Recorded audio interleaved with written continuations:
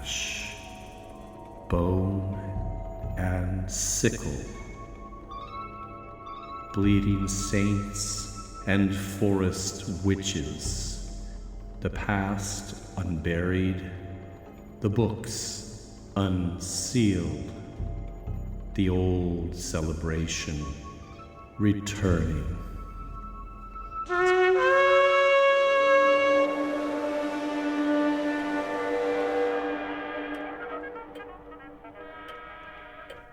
Hello, and welcome to my study, where we're hosting a sort of virtual Halloween party.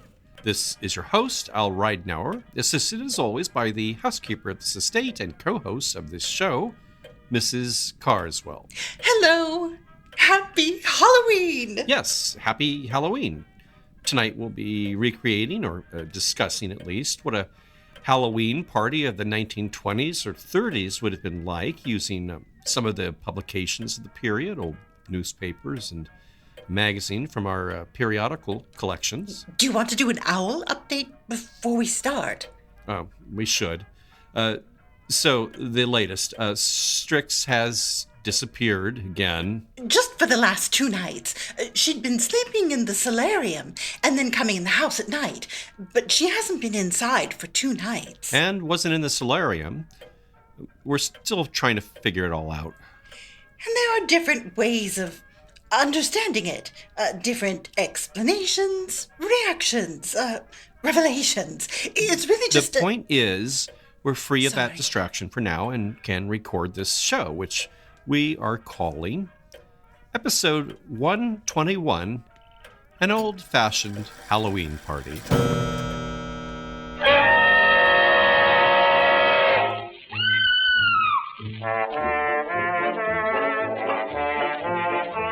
The doors all squeak and the windows creak and the ceilings leak 'cause the roof's antique and you hear a shriek and your legs feel weak. It's a haunted house.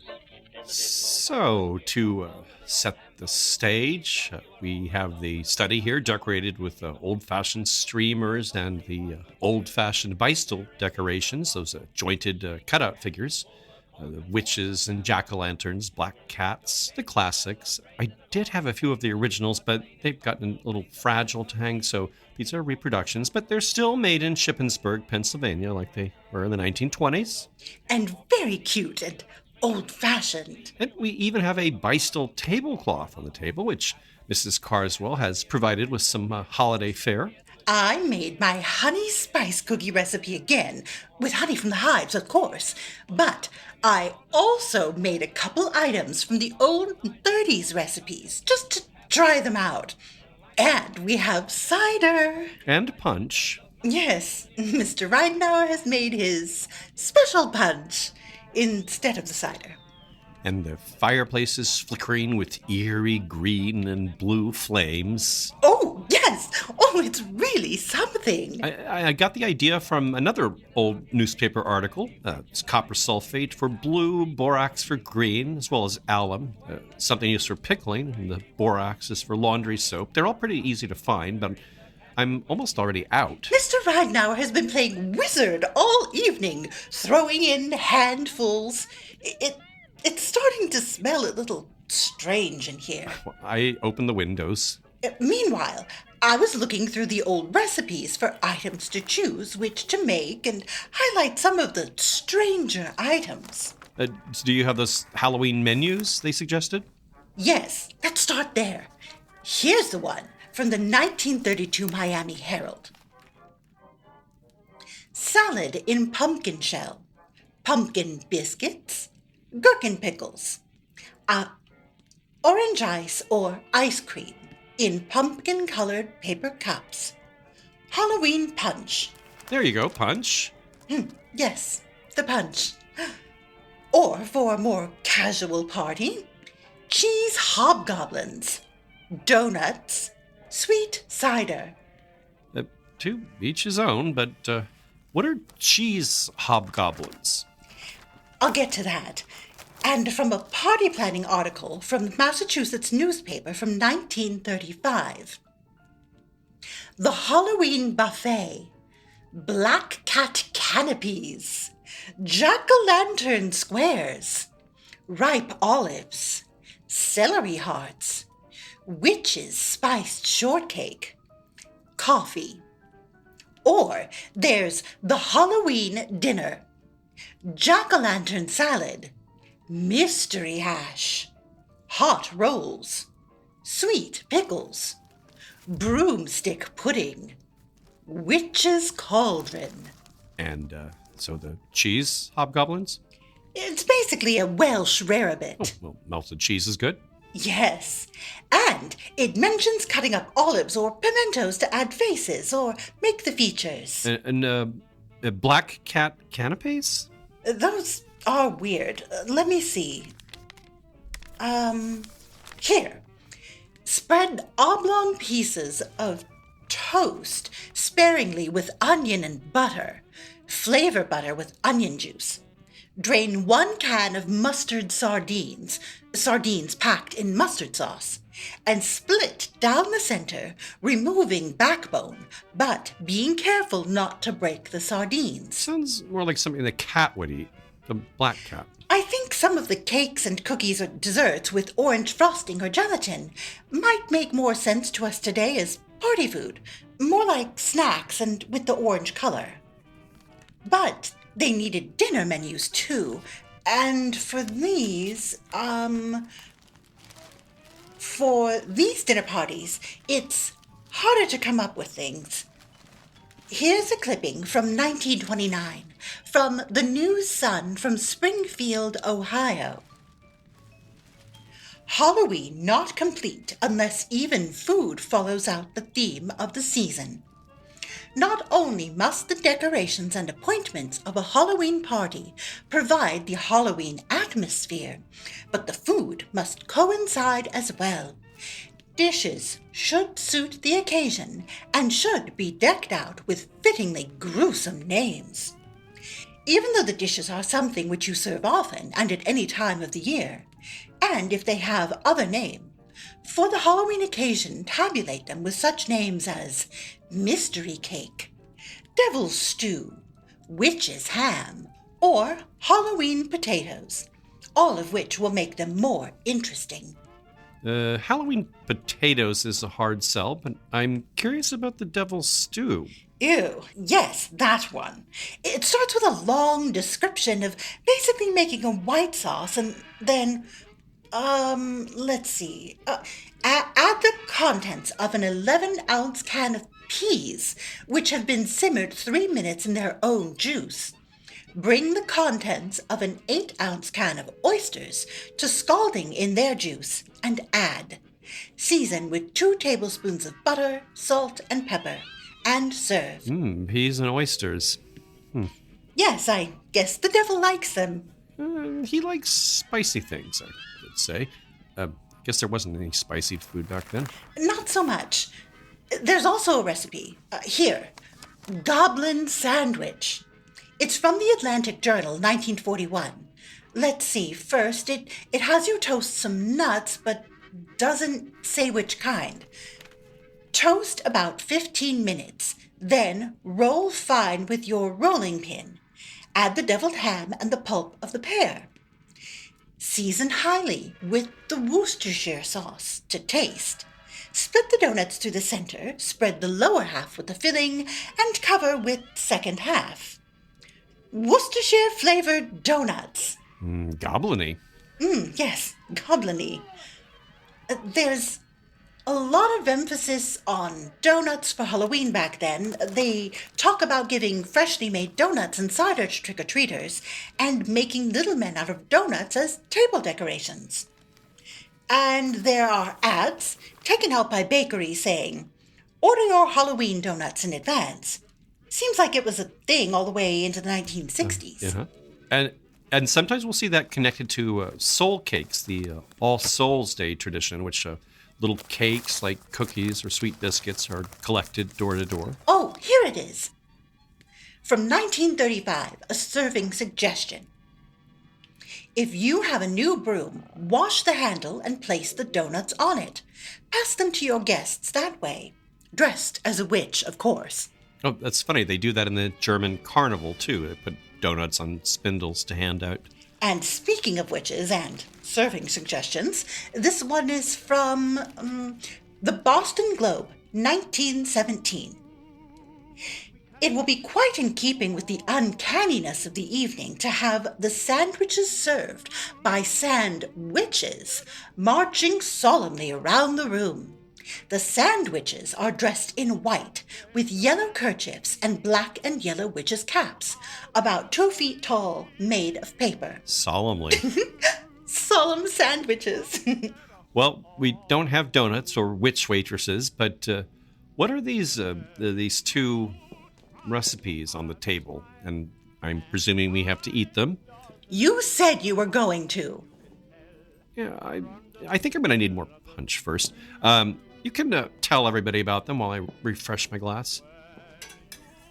The first one the name describes pretty well. It's called Mystery Salad and comes from that same Massachusetts paper from 1935, the North Adams Transcript. Okay, I think I'm ready. I'm not sure what I'm looking at. Lots of creamy stuff on lettuce.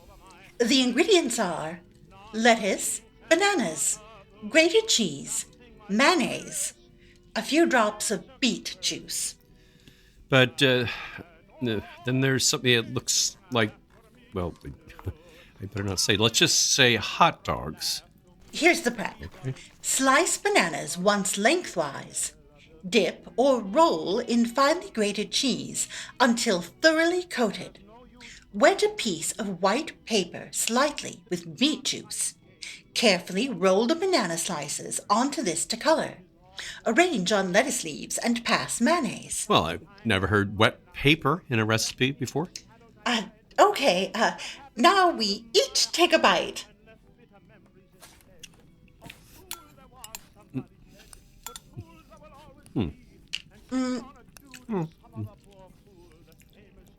I guess you might have some cream cheese with bananas, so Yeah, it's... maybe? I can imagine my grandmother making that. What's the other one? It kind of looks the same. Maybe a little more mucilaginous. It does have gelatin. It's from a 1929 recipe, and I made it mainly because of the name. Here, have a fresh spoon. Okay, well, what is the name? Owl salad.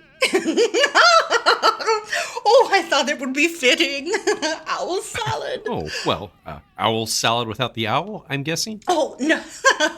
No bird of any kind. Nice for the vegetarians.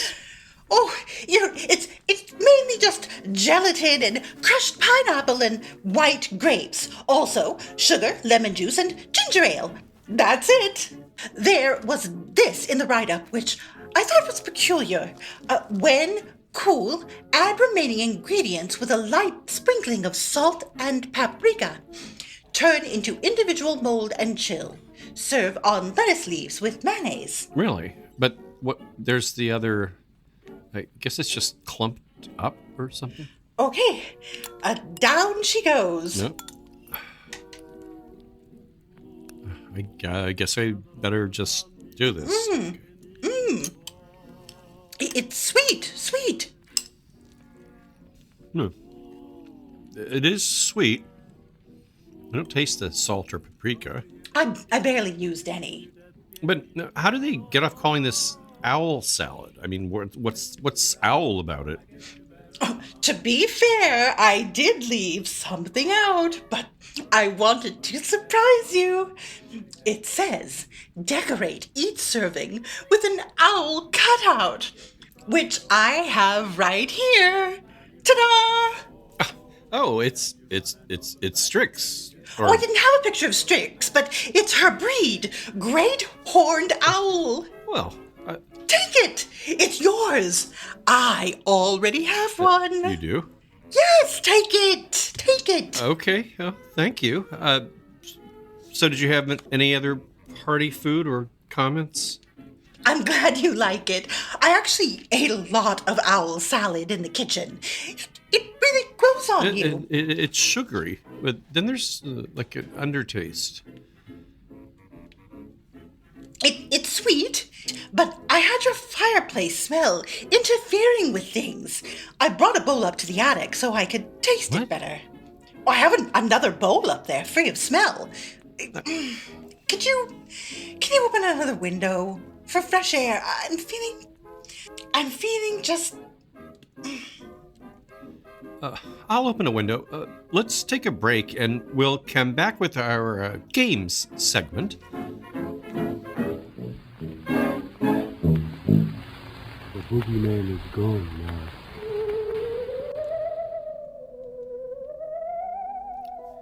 Games.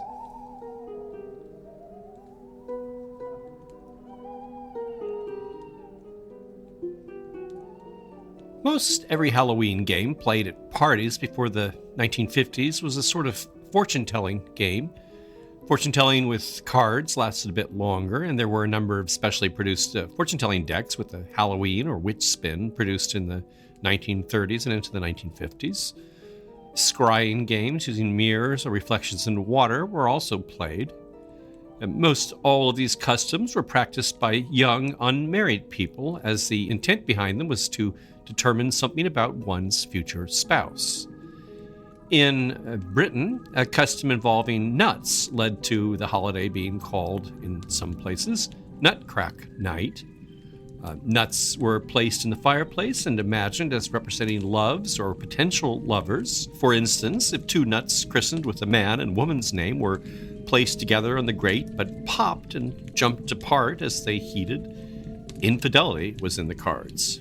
But if they burned with a steady, bright flame, that was a good omen. John Gay, the poet and dramatist who wrote the Beggar's Opera, described the custom in a book of poems on rustic life. 2 hazelnuts I threw into the flame, and to each nut I gave a sweetheart's name. This with the loudest bounce me sore amazed, that in a flame of brightest color blazed. As blazed the nut, so may thy passion grow, for 'twas thy nut that did so brightly glow. Information on one's future spouse was also sought by pouring melted lead into a dish of cold water and examining the shapes formed for clues. I've mentioned this custom previously in the context of Germanic 12-night customs, a period between Christmas and Epiphany. It's a fortune-telling method going back to the Romans and found throughout Germanic cultures and all the way into southeastern Europe in Bulgaria and even Turkey. Even apple bobbing had a fortune-telling aspect. If you placed the apple plucked from the tub under your pillow, it was said you'd dream of your future sweetheart. Another apple custom, called Snap Apple, involved suspending treacle-coated apples from strings and trying to catch them in one's teeth. The apples would usually be set swinging before the game, so dodging sticky apples was also part of the fun. Mrs. Carswell has another odd game involving string and fruit from a 1927 edition of Parties, a magazine of decorations, costumes, games, and refreshments. Cut a number of strings, each 2 yards long with a raisin, tied securely in the exact middle. There should be half the number that there are children. Standing in 2 lines with an end of the string in his mouth, each child must try to reach the raisin by chewing the string before his opposite can do so. Of course, the hands are not allowed to be used in any way. And an article from October 21st, 1917, from the Boston Globe suggests a number of other games. Yes, I have it here. Pumpkin alphabet. Carve letters on pumpkins. Set pumpkin on table. Blindfold guests. Give each a hat pin and lead to pumpkin. The letter she or he sticks hat pin in will be the initial of his or her future wife or husband. Dough test. Make dough of water and meal. Write the names of men and women guests on small pieces of paper. Roll up and put in dough, then drop in water. First names to appear will be the first to become engaged. Meeting your fate. Have guests fill their mouths with water and walk around the house. The first person met will be his or her fate. Other games which furnish great amusement for your guests are going downstairs backward, looking in mirror, and trying to see in it the face of your future husband. Also, paring apples and throwing the peel over your head. The letter formed by the apple peel will be the initial of your future wife or husband. And a number of articles on party planning included this classic involving a circle of partygoers passing objects around in a pitch black room, so it all depended on touch. The host is given a little script, which Mrs. Carswell will read, and I'll read the directions to the host, which go with it. It is the truth and not a myth that there once lived a man by the name of Smith. Alas, it was his bitter lot to murdered be quite near this spot. Now we have with us his remains, so first I give to you his brains. Host passes to the person on the right a sponge dampened with ice water. Now next I pass, as you surmise, the murdered victim's mournful eyes. Passes 2 grapes from which the skins have been removed. His veins, through which blood flowed so red, are now all clammy, cold, and dead. Passes 2 or 3 long pieces of cooked macaroni. And now your shuddering touch reveals the teeth with which he ate his meals. Passes some dry kernels of corn. And next your startled nerves prepare to touch the late lamented's hair. Passes corn silk. The ear with which he often heard also now hearkens not a word. Passes a fig. His hand no longer yours can hold. Alas, it now in death is cold. Passes a kid glove filled with wet sand. Best of friends, it seems must part. This is a piece of his poor heart. Passes pieces of calf liver. He always spoke with warm goodwill, but now his tongue is cold and still. Passes raw oysters. And now his sheeted ghost in white is standing in our midst tonight. The ghost enters and stands in the center of the circle. Ere he departs with groans of pain, just list the rattling of his chain. Chains rattle as the ghost groans mournfully, concluding with an unearthly scream.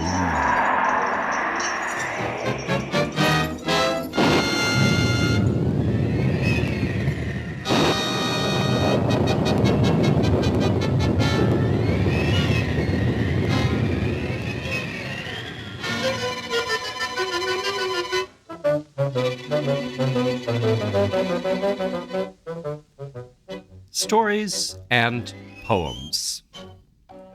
Often a portion of the party would be dedicated to the reading of ghost stories or recitation of spooky poetry. For the latter, we have Mrs. Carswell reading. This poem by Joel Benton was published in Harper's Weekly on October 31st, 1896.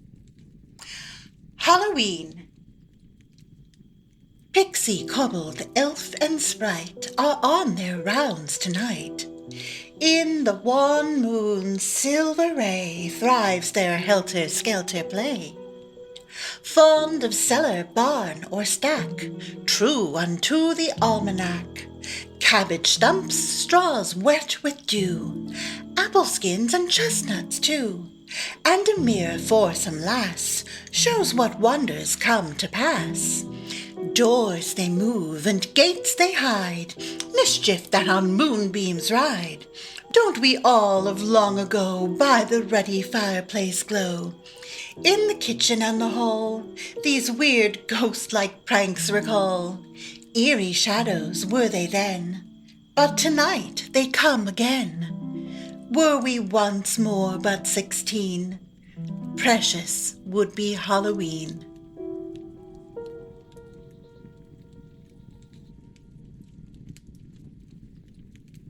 This one by David McCord comes from his 1952 book of poems for children, Far and Few, Rhymes of the Never Was and Always Is. It's called Mr. Macklin's Jack-o'-lantern. Mr. Macklin takes his knife and carves the yellow pumpkin face. 3 holes bring eyes and nose to life. The mouth has 13 teeth in place. Then Mr. Macklin, just for fun, transfers the corncob pipe from his rhyme mouth to Jack's, and everyone dies laughing. Oh, what fun it is! Till Mr. Macklin draws the shade and lights the candle in Jack's skull. Then all the inside dark is made, all spooky and as horrible as Halloween and creepy crawl. The shadows on the tool house floor, with Jack's face dancing on the wall. Oh, Mr. Macklin, where's the door?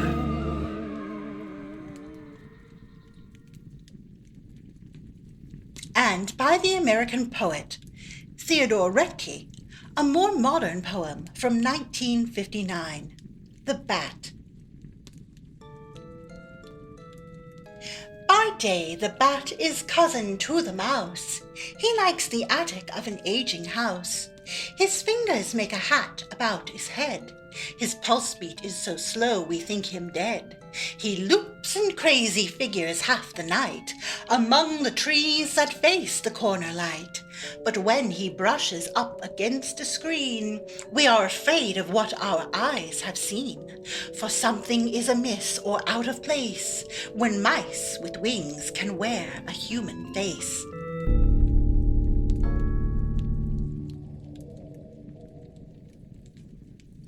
Our next is a poem with an odd name, Antigonish. It's been suggested it's named after a town of that name in Nova Scotia, where ghost sightings were being reported at the time of its composition. It's by Hughes Mearns, who wrote it as part of an unproduced play, and it was later the basis for a popular song of 1939.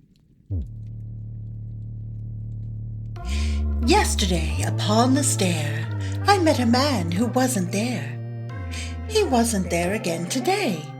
I wish he'd go away. When I came home last night at 3, the man was waiting there for me. But when I looked around the hall, I couldn't see him there at all. Go away, and don't you come back anymore. Go away, and please don't slam the door. Last night I saw upon the stair a little man who wasn't there.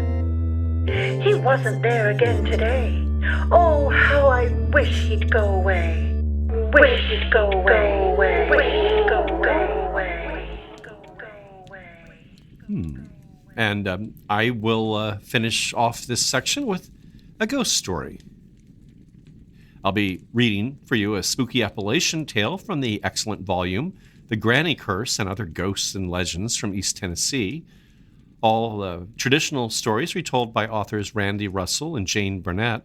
This one explains a Halloween legend-tripping tradition of the region. The Weeping Mausoleum.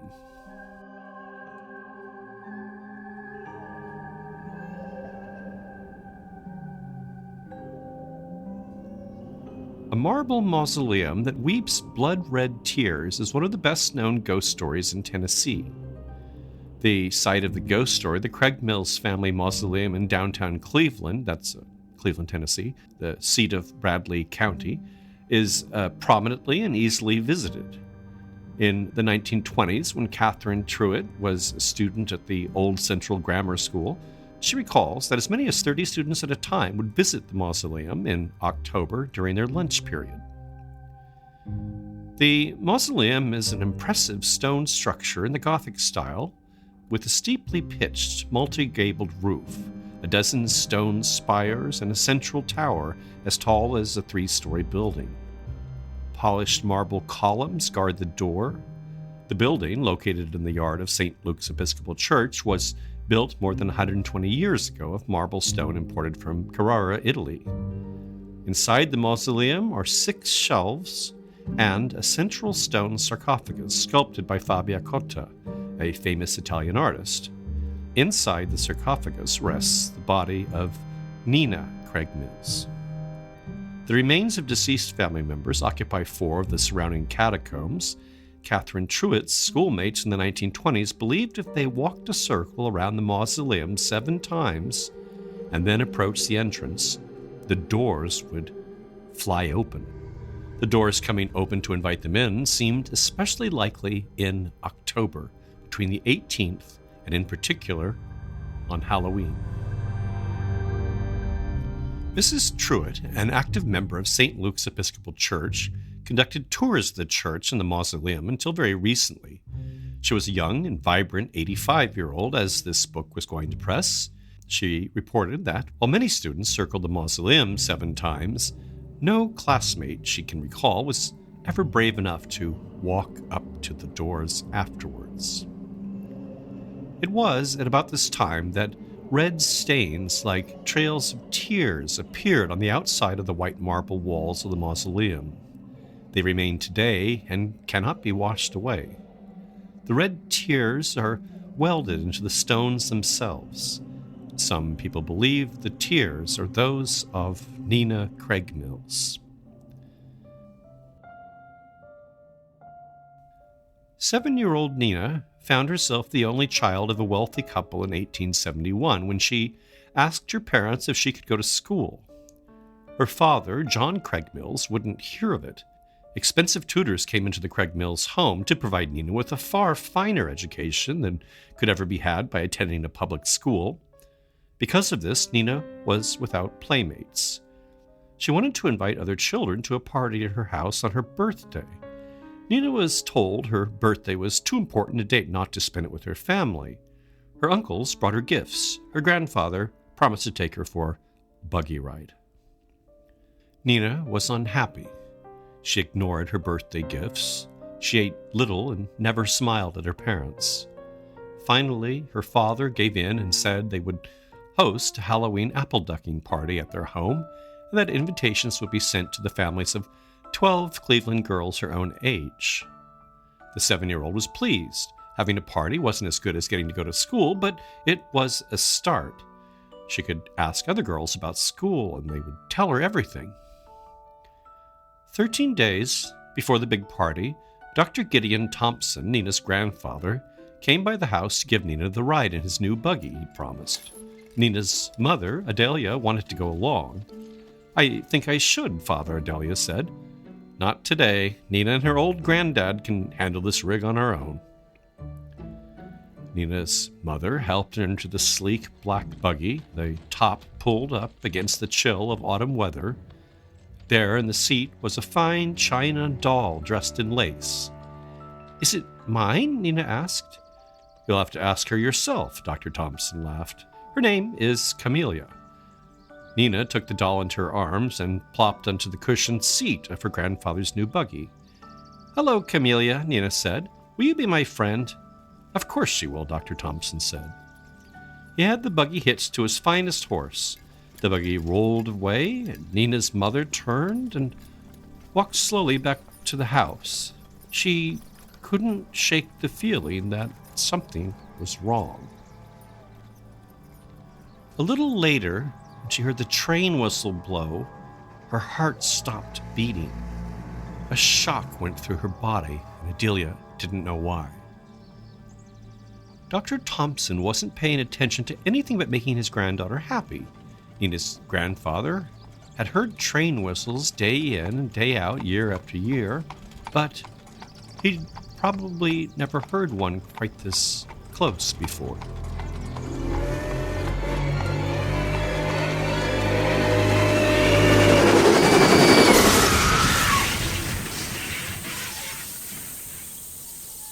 The train coming through Cleveland on October 18, 1871, smashed into his buggy.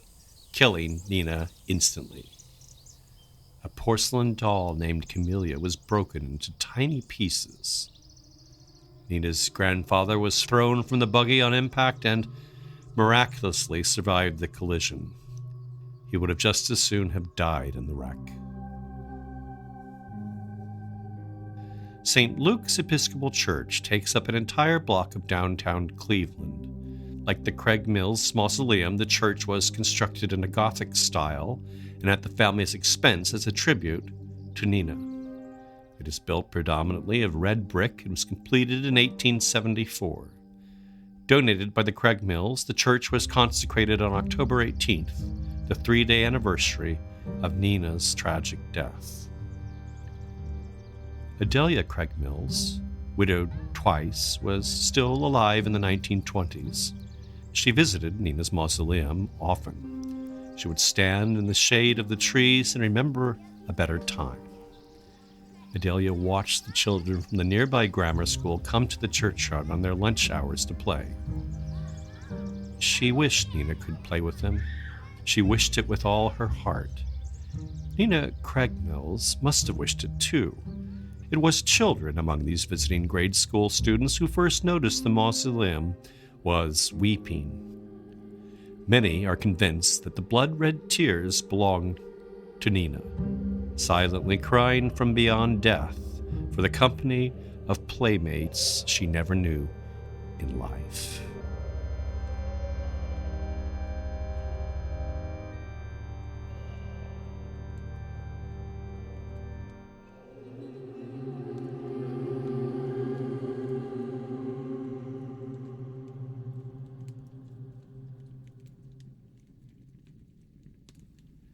And with that, we'll be wrapping up our little Halloween. Oh, wait! I thought you were up in the attic. I was. I think the fireplace smell has gone down. It was starting to get to me, too. No, it was just... I was just eating more of the owl salad. In the attic? No, it's too much to explain.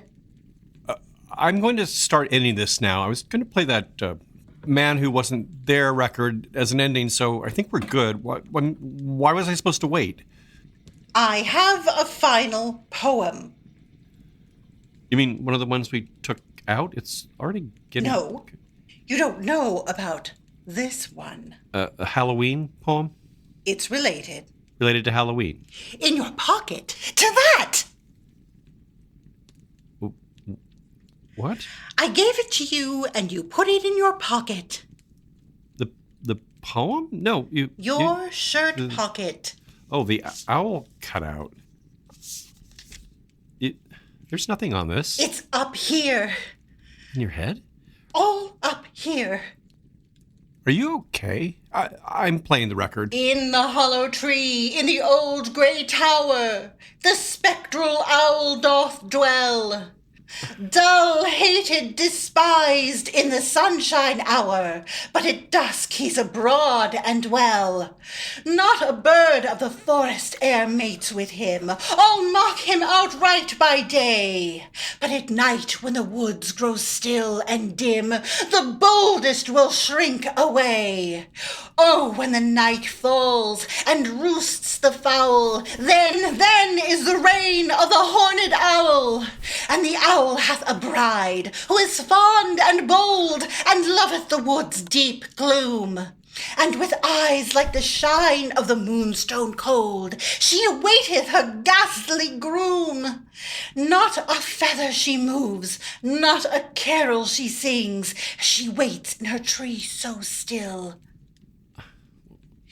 But when her heart heareth his flapping wings, she hoots out her welcome shrill. Oh, when the moon shines and the dogs do howl, then is the joy of the horned owl. Mourn not for the owl nor his gloomy plight, the owl hath his share of good. If a prisoner he be in the broad daylight, he is lord in the dark green wood. No lonely the bird nor his ghastly mate, they are each unto each a pride. Thrice fonder, perhaps, since a stranger dark fate hath rent them from all beside. So when the night falls and dogs do howl, sing ho for the reign of the horned owl. Sing ho for the reign of the horned owl. Sing ho for the reign of the horned owl. Sing ho for the reign of the horned owl. Are you okay? Are you doing? What is with you? What is with you? What happened to you? What was in the owl salad? On the stairs, a little man who wasn't there. He wasn't there again today. Oh, how I wish he'd go away. When I came home last night,